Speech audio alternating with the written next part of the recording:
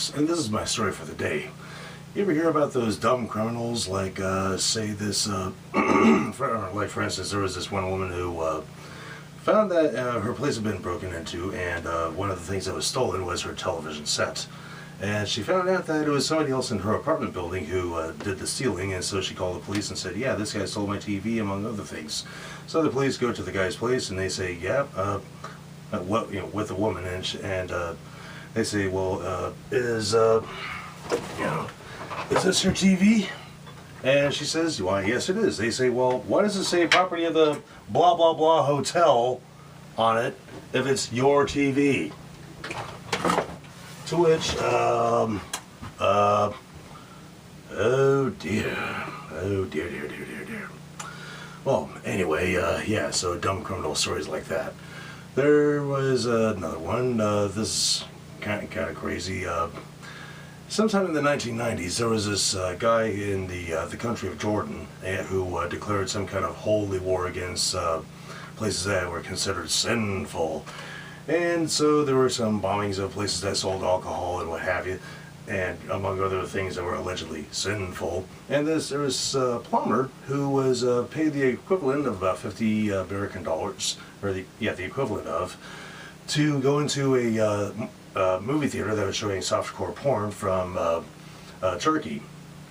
So he gets the bomb, he goes to the place, and he pays his admission and goes inside. And of course, if you're going to pull something like this off, you're not going to just walk in and walk out, and especially with all the that's going on. So he sits down to make it look good, and well, he had never seen such things like this before. And so the movie starts and it goes on, and oh wow, oh wow, oh my.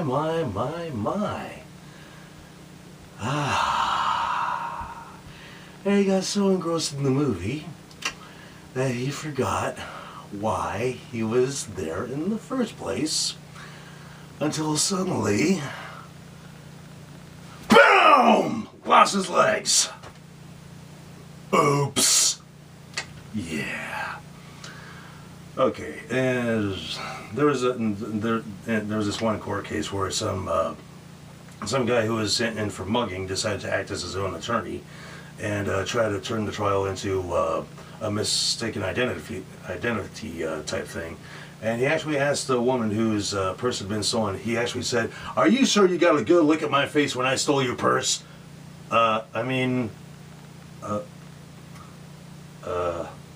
Oh, not bunnies.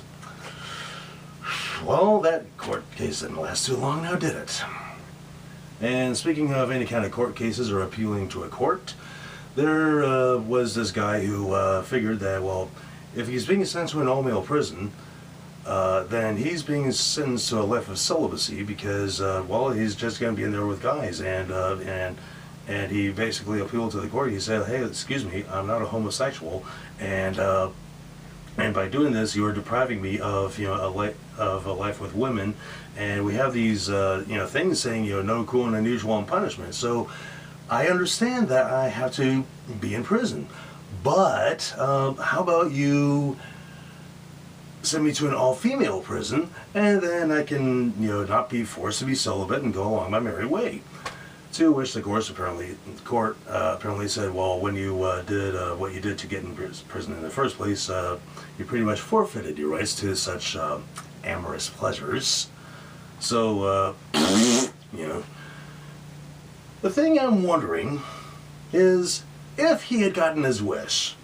Now, we all know, we've all heard the mythical characters of Big Bubba, or sometimes known as Big Bruno, the one who's going to take real good care of you. And he's going to make sure that you're protected, as long as you don't mind putting on a wig and a dress and maybe some makeshift makeup and lipstick, and putting on a show every night. Hi, Big Bruno. I'm Kim Kardashian. Yeah, as long as you put on a show like that, then everything's going to be fine. So there's Big Bruno. Now in female prisons, there's well, ever since Pee-wee's Big Adventure came out in 1985, we've all heard the name Large Marge, but also known as Big Bertha. And Big Bertha, you know, is like, "Hi, I'm Big Bertha. This is my friend Suzette. Say hello to the Mr. Suzette. You may speak." "Hi." "That's good. You're gonna have a treat later. Well, welcome to C Block. Come on, let's see about that treat now."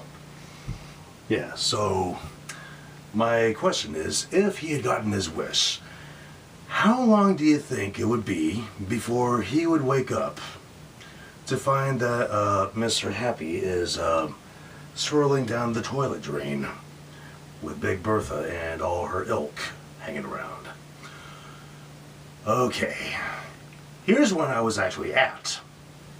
In 1993, I was living in this rooming house, and me and the house manager, we were in his room, watching a movie, probably one of the ones we watched at least 25 times already, over and over and over. Like, let's see, the Robin Hood movie with Kevin Costner, whatever.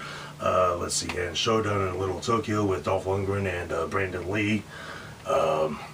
Yes, as in the son of Bruce Lee. And there was this knock at the door, and so I say, I go and answer it, and there were these girls saying, "Is Bill here?" And I said, "Yeah, he's right upstairs."